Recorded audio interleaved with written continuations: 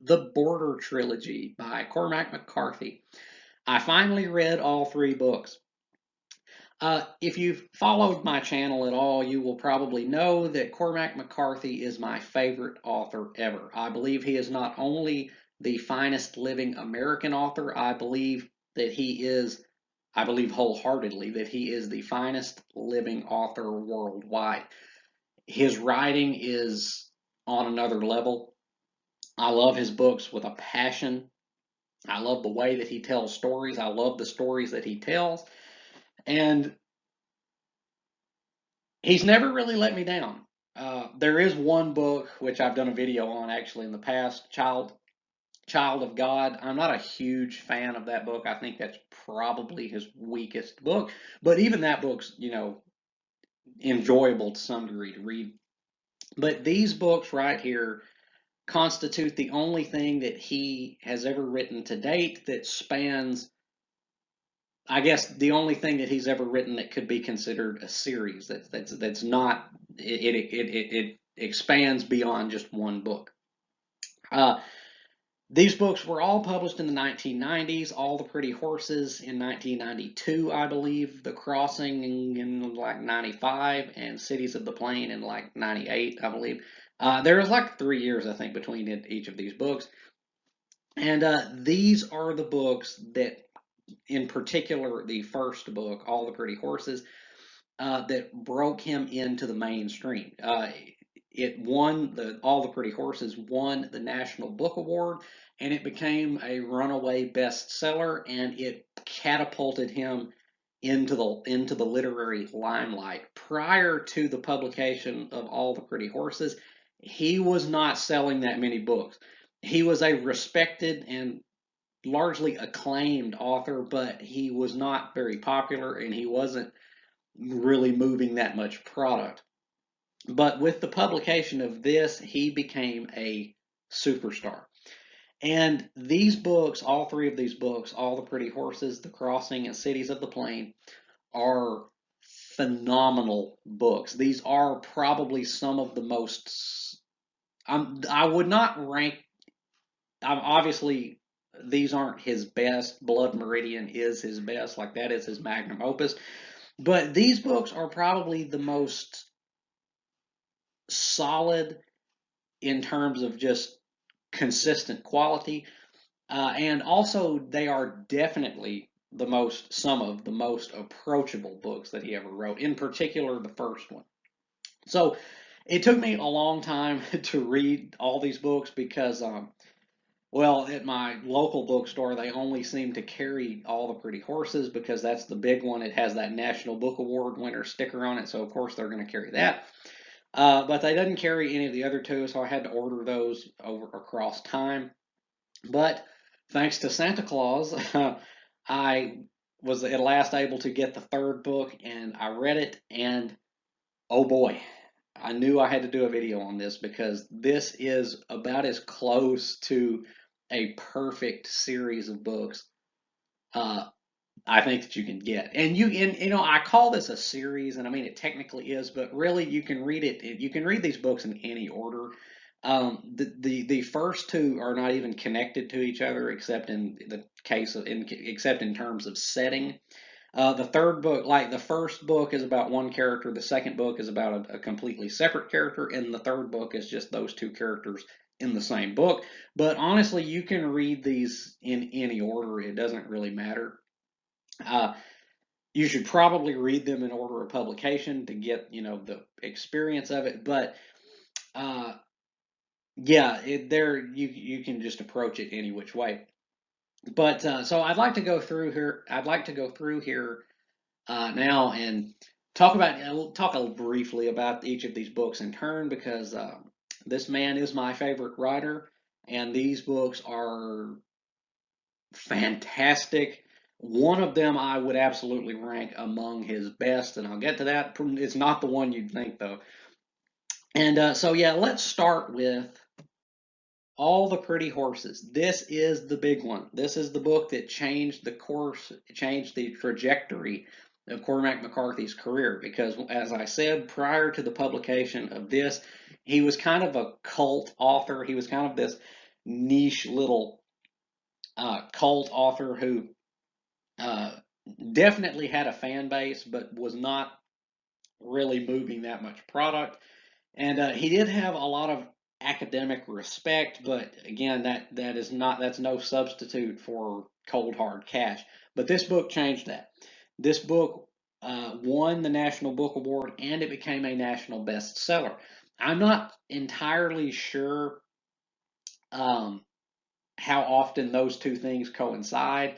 The National Book Award is usually gifted to books that the average person is probably not going to read because they're like The Tunnel by what's that guy's name? I can't remember. Gass. What's his name? William? Is it something Gass. The Tunnel is the prime example of the kind of book that they usually award the National Book Award to. They're usually kind of hard, not very approachable to the average lay person. But All the Pretty Horses is distinct in that it did manage to gain both critical respect as well as popular readership. And I'm going to say right now, All the Pretty Horses is probably the most straightforward thing that Cormac McCarthy ever wrote. If you have never read a book by Cormac McCarthy, if you've never read a book by him at all, and you're curious where you should start, I would actually recommend No Country for Old Men first because the writing is much simpler in that book, but this would be my number two.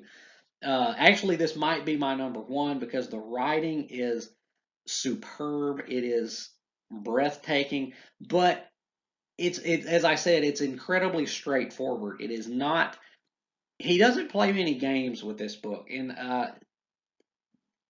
I love this book. I absolutely love this book. But to me, that was actually something I was kind of lacking. I thought it was kind of lacking. I was kind of missing that when I was reading it. There's not really much in the way of philosophical inquiry. This book doesn't really grapple with too many big ideas and big questions like Blood Meridian or No Country for Old Men or even The Road. This book is just a really straightforward book. A brief plot synopsis: this book follows the exploits of um, a young boy of 16 years, I believe, named John Grady Cole, who grows up on a ranch that is about to be sold. But he is all about that ranch life, and so he packs up with his buddy, and they ride their horses down to Mexico in intending to work on a ranch down in Mexico to continue living that cowboy life. And there are many adventures and misadventures and um, travails and misfortunes and love romances in this book. This is actually partially a romance book. And yeah, lots of zany things ensue. But this book is very straightforward. It is just tells a relatively simple story, but it tells it impeccably. It tells it remarkably well. Uh, John Grady Cole is a great main character. He's likable. He's down to earth. He's kind of a man of few, or a boy of few words, I suppose. And this book is the one of the few times where Cormac McCarthy was actually interested in writing some serious, actual romance, and it works. It works pretty good. It actually works. Um, I mean, this is just a great starting point if you want to start with the works of Cormac McCarthy. Uh, Great, I mean, breathtaking writing. It has some of his best. I mean, it exemplifies his writing at its best because it is just absolutely gorgeous to behold. But it's easy to understand. It doesn't really. There's none of that mystical stuff that he likes to do so much. There's really not much. It's not the deepest thing that he ever wrote, and there's nothing wrong with that. Again, I love this book, but with me, I was kind of missing that. I thought some of that was a little bit lacking because it's not. It's just not quite as profound, I suppose, as the rest of his works. But this is still a fantastic book, and a great starting point. Now, they did make a movie out of All the Pretty Horses back in, I think it was in 2000. It was actually directed by Billy Bob Thornton. Um, it's okay, I guess. It stars Matt Damon and Penelope Cruz. And even though I love both of those actors, I mean, Penelope Cruz, I mean, hubba hubba. But I mean, even though I love both of those, it was really miscast. Like, you got to remember that the characters in this book are children, they're adolescents, they're teenagers, and that's part of the point of the book. It is romantic in it's romantic in its outlook, kind of, because it's reflective of the outlooks of its main characters, because they're young, they're fresh faced, the world is their oyster, and or so they think, and it just didn't work because Matt Damon, you had like a 30-year-old man playing the role of like a 16-year-old boy, and it just did not work.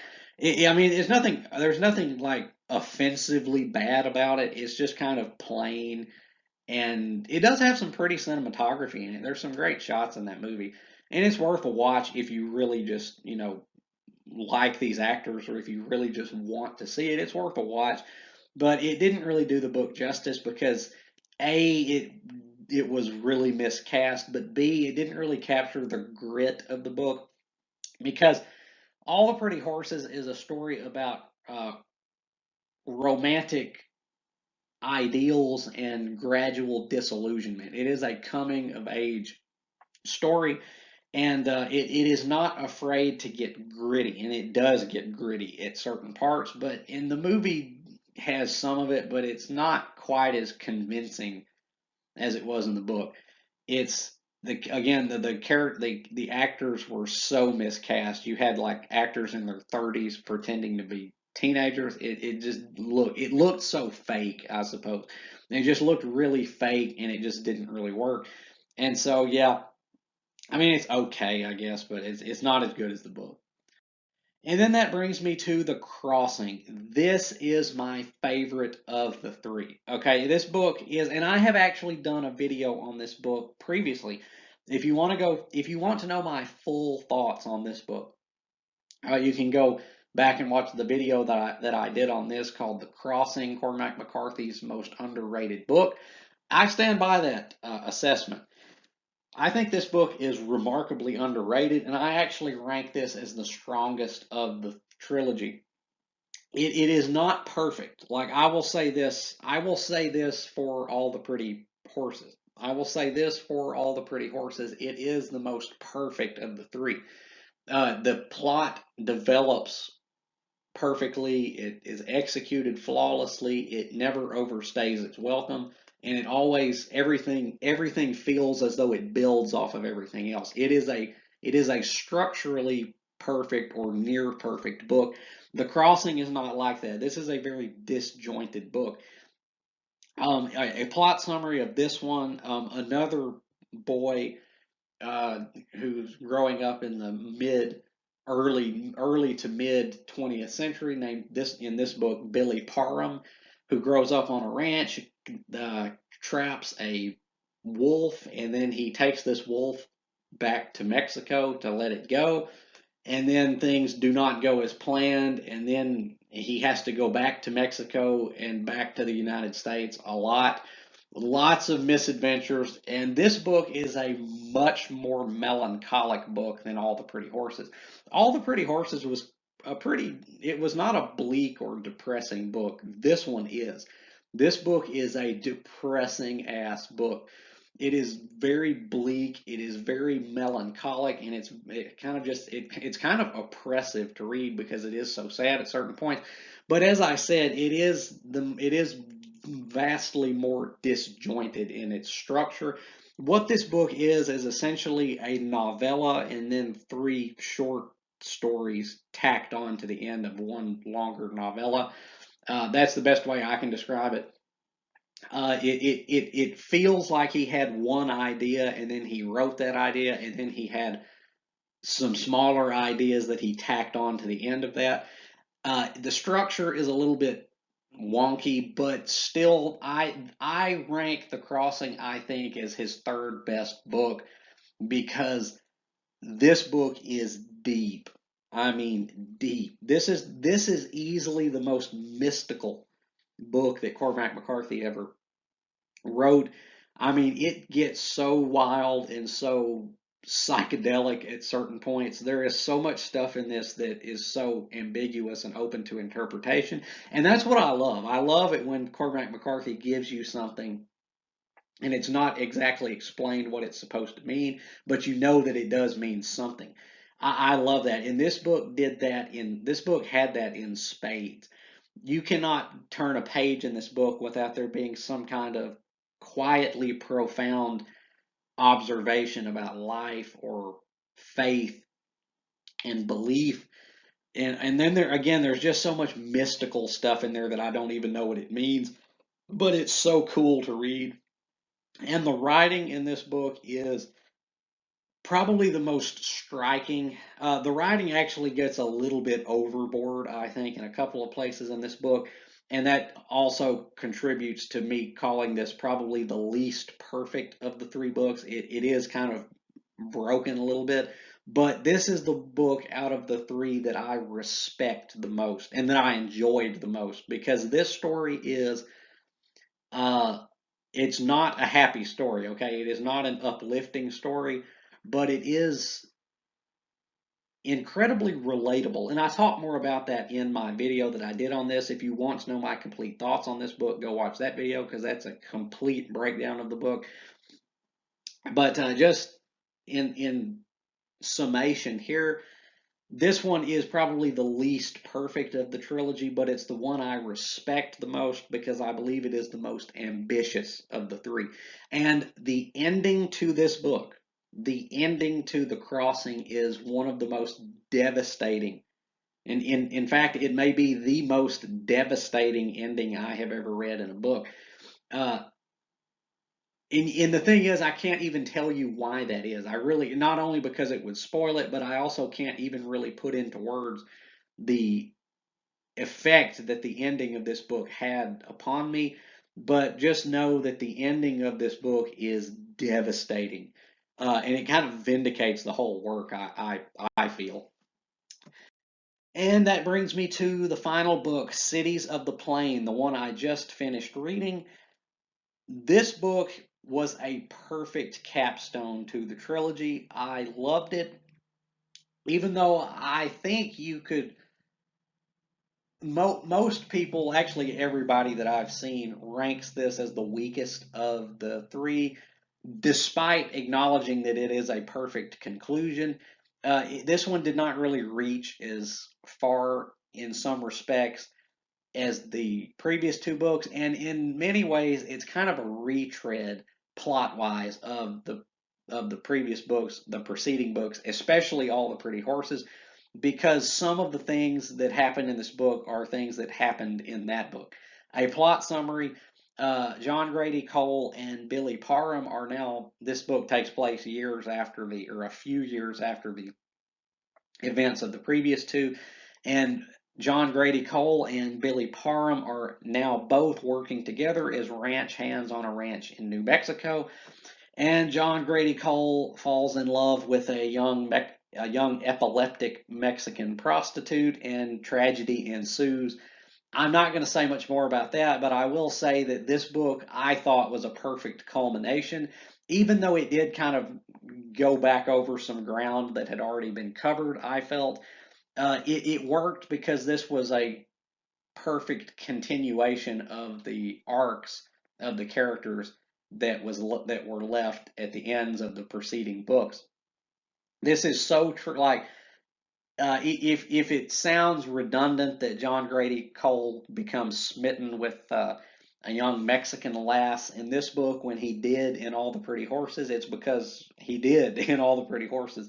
And that's kind of the point, is that his quietly romantic nature, romantic both capital and little r, um, it just gets the better of him. And this book is, uh, Again, I guess technically this is probably the weakest of the three, but I actually enjoyed this more than All the Pretty Horses. So I would actually rank this as my personal number two out of the three. I don't really know why, other than this was just the perfect conclusion. I thought the characters completed their arcs, I mean, in the only way I guess they could have. And it worked. It was tragic, it was heartbreaking, but it was also humorous by turns. It was not bleak and hellish like Blood Meridian. It was tragic and it was sad, but it worked. It really worked. And I want to say that the ending of this book, the ending to Cities of the Plain is um possibly the most mystical thing that Cormac McCarthy has ever written. Like The Crossing is his most mystical work overall, but that there's like 30 pages or 20 pages about at the end of Cities of the Plain that really does constitute, I think, some of the most mystical crap he's ever written. I don't have a clue what any of it meant, but it was a hoot to read, and I loved it. My complaints about this book, I suppose, come from the fact that he introduces plot elements in this book that you think are going to come into play later on, and they really don't. And it's just kind of like, what was the point? Like the setting, the backdrop of Cities of the Plain is that John Grady Cole and Billy Parham are working as ranch hands on a ranch in New Mexico, but there's like a drought and the ranch is set to like there's kind of this looming threat of a drought, and that's one of the things where you're like, are they going to have to sell off cattle to make ends meet? Are they going to have to decrease the size of their herd? Are they going to have to cut corners or whatever? And you think that that is going to come into play, but then it never really does, and it's kind of like, well, that was anticlimactic. And then the second thing about this book is that he sets up a conflict between the ranchers and the United States government, because the government is trying to seize possession of the ranch in the name of eminent domain in order to create a military base, or expand the grounds of a local military base, I should say. And so you think there's going to be this confrontation, a conflict between the owners of the ranch and the government, and then it just never comes. And so once again, I was like, what was even the point of starting that out? It was kind of, there were some threads that he left hanging in here that I didn't really understand what the purpose was. But overall, I immensely enjoyed this book. I enjoyed all three of these books. I love them to death. And they're really great places to start reading, once again, if you have not read Cormac McCarthy. And in particular, Cities of the Plain is the book that tells you, I think, what all three of the books are actually about. Because all three of these books put together constitute something of an elegy uh, for the cowboy way of life, I suppose you might say. All three of these books are set in the early to mid 20th century at the tail end of that kind of Wild West. Well, not Wild West, because the West was settled and done by that point. But it's set at kind of the tail end of that cowboy agricultural kind of way of life. And so these books, I personally feel that these books, when taken together, are meant to illustrate. They're meant to form a picture, if you will, of the decline uh, and the decline of the American cowboy, I suppose, because the cowboy is the icon of America, okay, or at least of a large portion of America. The cowboy, every nation kind of has a figure which kind of is their folk hero, if you will. England and France had the knight. Japan has the samurai. Um, Spain has the matador, and America has the cowboy. The cowboy is an intrinsic part of America because they are seen as kind of the pioneers, the people upon whose the people that kind of made America, if you will, at least in the mindset of the or the popular culture. And these books, the Border trilogy, when taken together, I believe, are meant to uh, paint a picture of the decline and the extinction of that figure and that kind of way of life.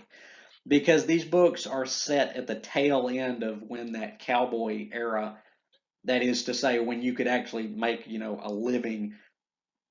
I mean, you still can. I mean, ranches still need help, but the idea of what the cowboy really is in the minds of most Americans kind of ended, I think, right around this time, because America was becoming, more modernized and industrial, and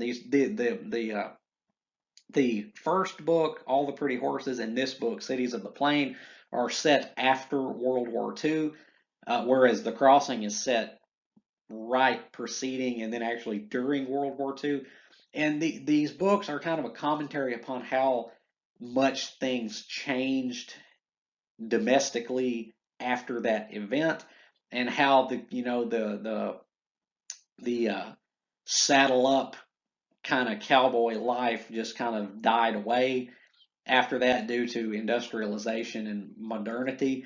And so these books taken together, I really do think constitute something of an elegy, but it is Cities of the Plain in particular, I think, that tells you what these books are about. And in particular, it tells you why these books are the Border Trilogy, because in the context of these books, Mexico is seen in the eyes of the characters as the last haven of that cowboy existence, the last bastion of cowboyism, if you will. And so it's Cities of the Plain, I think, that really best illustrates what these books are about. And it does so with these passages.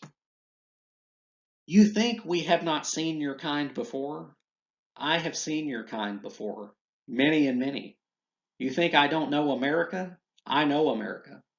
They drift down out of your leprous paradise, seeking a thing now extinct among them, a thing for which perhaps they no longer even have a name.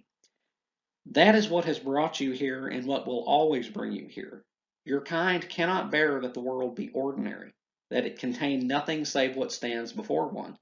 But the Mexican world is a world of adornment only, and underneath it is very plain indeed.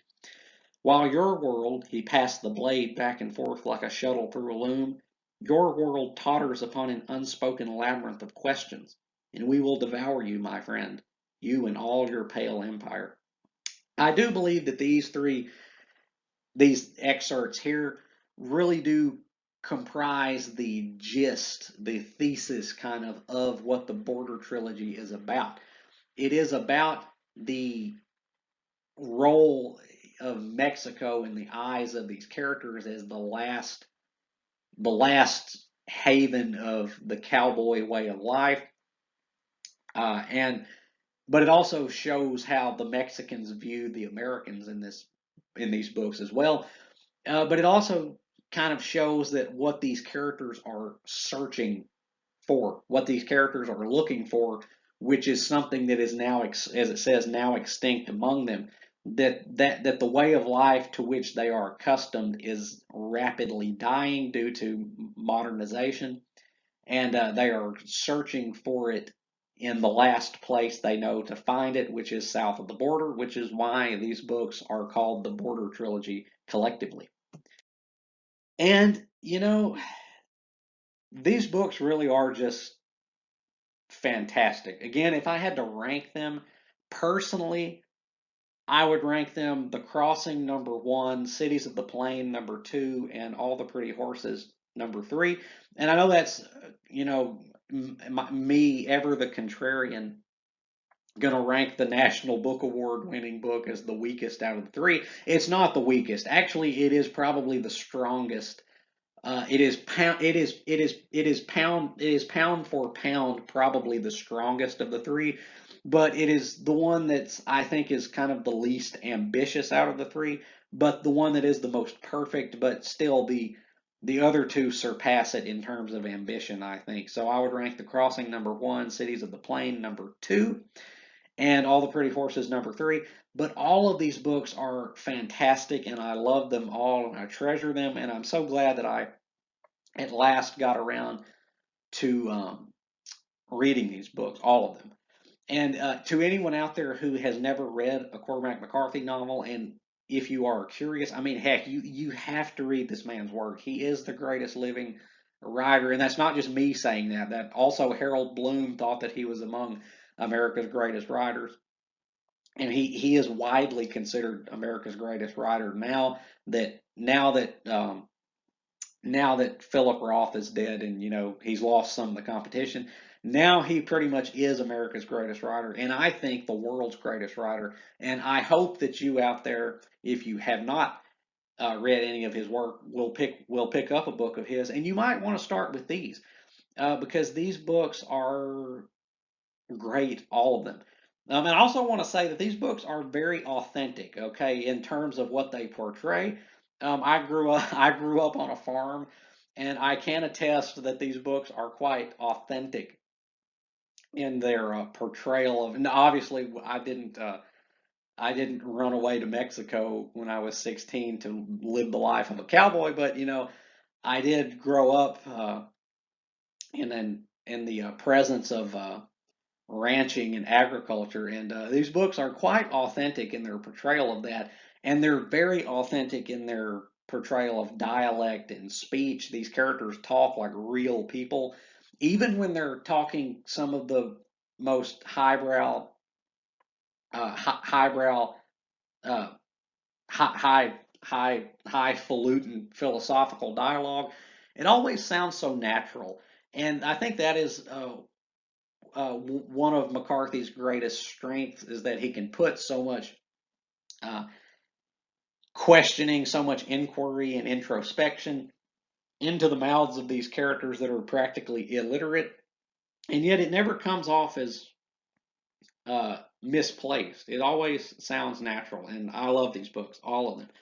And yeah, I hope that you will give these books a chance if you haven't. And if you, once again, if you haven't read any of his works previously, start with these because, especially All the Pretty Horses, because these are great starting places to begin with Cormac McCarthy. And they're just really great books, all of them. They're entertaining, but they're also deep and exploratory and profound, or at least the latter two are. All the Pretty Horses has some stuff in it, just not as much as the other two, especially not the second one.